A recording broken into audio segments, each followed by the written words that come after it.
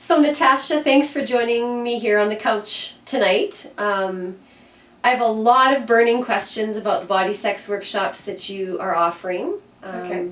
I've heard a lot of great things, but I'm curious about a number of details Okay. about the workshop. So the first question I'm dying to ask you, and all my girlfriends want to know, is what can we expect when we first arrive at your door to do the body sex workshop? Okay. So when you first arrive, what you can expect is me to answer the door in the nude, and that you'll walk in and there'll be a place to hang your clothes, and you'll take off all your clothes immediately and find your place in the circle with all the other women who will also be nude. Okay, so when you say find your place in the circle, I'm wondering what that place would look like. Can you describe to me what each person's spot contains? Yep. So every woman has her own spot in the circle where she'll spend the weekend. And I have these special yoga chairs and pillows and a towel and stuff for you to sit on. And then every woman has their own tray with some homemade like cream or lube that I make, and a barbell, a vaginal barbell, a vibrator, Kleenexes, and water. Okay, so a woman comes to the workshop and she has a sore back or a sore hips.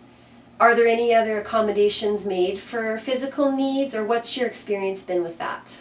These chairs are fabulous. Like, they're really top quality. You can adjust them as you need to have them more upright or back more. There's no problem about that, and we have lots of extra pillows. I've really worked to accommodate that issue, so it's not a factor. It's okay. Good. Now, you described the other items on the tray, and the barbell is something that my girlfriends and I really want to know about. So when you talk about a barbell, what is it that you're talking about? Okay, so a barbell is a stainless steel 1 pound vaginal barbell. It's like a dildo that you can insert in your vagina. The weight of it keeps it in place once it's fully inserted. So for the erotic recess, when we're practicing our masturbation techniques, the barbell will stay in place because we want to mimic sex with penetration, because ideally what we're going for is to learn to incorporate our masturbation techniques into sex with a partner, or just penetration and external stimulation at the same time. So the barbell it'll stay in place while you're masturbating. It's also good for building your pelvic floor muscles, your Kegels, because it's a weight, so you're resisting against something as you squeeze. So that's why it's called a barbell. Yeah, that's right. Yeah. Okay. So I'm really curious about the erotic recess. Okay. Many of us are having a hard time visualizing what happens during the erotic recess and how one can feel comfortable in the erotic recess, and just in general what we can expect out of that experience. Okay, so the erotic recess happens at the end of the second day. It's the second last, or like it's close to the end of the last thing we do. And what it is that everybody in their own place, we begin, I guide you through a touching exercise, sensate focus touch, which is just a non-sexual touch of your body.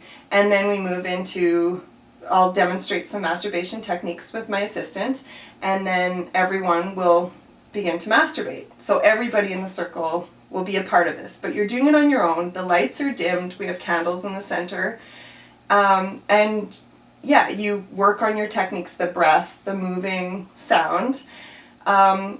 Most women are terrified of this, and which is understandable. I mean, a lot of us have never even told anybody that we masturbate, so there's a lot of shame around it. But after having spent 2 days naked with the other women, there's a real bond with everybody. And I know, like in my last workshop, one woman said she came in just expecting to fake it. She's like, I'm just gonna fake it. There's no way I'll come in front of everybody. And then we go for a long time. Like, for the first part is about an hour on our backs, and you can change that if you want. But she said it just happened. Like, she just was so surprised at how comfortable she was. It just happened. Mm-hmm. And then we practice another technique more upright, and so for another 30 to 40 minutes. So there's adequate time. Everybody's comfortable. there's no expectation to orgasm. You don't need to. You can orgasm 10 times if you want. You don't have to orgasm at all. But it's just so normal. It's hard to convey how normal it is when you're in it. And I say that I think every woman would sort of say, we need to redo tea time after this because we should be doing this all the time. So it really is a celebration. It's a celebration. A celebration of pleasure and bodies, and it's done in a way that's really honoring and comfortable for all the people that are participating. Yeah. And nobody would know necessarily if you orgasmed or not. You can share if you did or not after, but it's your own thing, but we're doing it together. We're celebrating our bodies and our pleasure. As women, we often have anxiety about pleasure for ourselves, and we're used to pleasing others, and even no matter how hard our partner tries to please us, we often feel like we're not deserving of it. So we want to break that along with body shame in this workshop. We want to celebrate who we are as we are and accepting our bodies just as they are and celebrate our pleasure together with other women. So on that note, is this an experience that all women could benefit from? Let's say a woman comes with a story where she's been abused or has had trauma in her life, with sexuality. Tell me about how body sex makes space and room for all women with all stories. Well, in every workshop that I've been in, there's been at least one survivor of sexual abuse.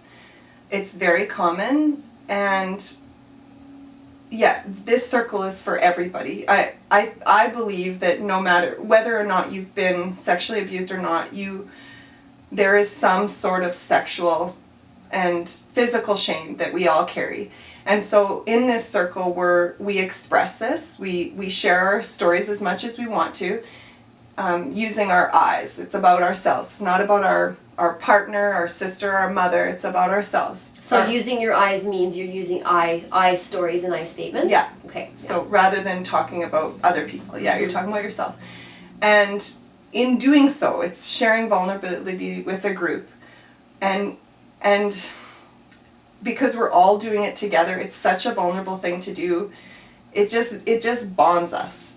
But we're shedding our clothing, which is armor. We're shedding stories that are no longer serving us. We all have stories that have been told to us, that we've taken on for ourselves, and some that have been done to us, such as sexual abuse. But they hold us back from being able to fully celebrate our pleasure, celebrate our bodies. And in some ways, sometimes we want to hold them because it's easier to stay back and stay small. But in this circle, we're trying to let go, to leave these stories in the circle so that we can move on.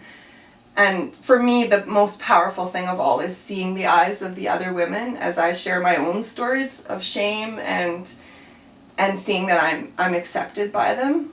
For me, that's the power, really. The shared vulnerability, the power in that, and the acceptance from other people while you do it. Very powerful. Mm-hmm. So what if I register for the workshop and the morning that the workshop is happening, I discover that I've started my period? Well, that happened to me this last workshop, and that was always my biggest fear when I was a participant in body sex workshops. And yet I saw in my other workshops that I participated in that other women had their periods and they used tampon or Diva cup, and it was fine. And when there was the erotic recess time for inserting the barbell, they took it out and they just had extra, wipes and towels with them in case there was some blood. But you're not bleeding all the time. It's not like we're gushing blood, when we have our periods. So, but it is, I know it's a huge barrier for a lot of women, and I felt that myself. I booked my workshops before not around my period so that I wouldn't have it. But so this last time I got it, and I decided to really push myself past that and overcome that shame, so to not use anything at all. And I just had an extra towel where I sat. And my biggest fear was that other people would be grossed out by me. But I just kept reminding myself, I'm not grossed out by them. So, I want to overcome this shame. And I did it, and it was a great experience. Another woman had the same thing. She had her period, and we rocked it, and it was totally fun. And I felt like it really, really took away some of the shame in my body functions, I guess you could say. Good. Well, that's answered a lot of my burning questions. Good. And thank you so much for taking the time to gracefully and with energy explain what happens during the body sex workshops so that myself and others can feel a bit more at ease. You're welcome. Thanks for coming to take the time to ask me the questions.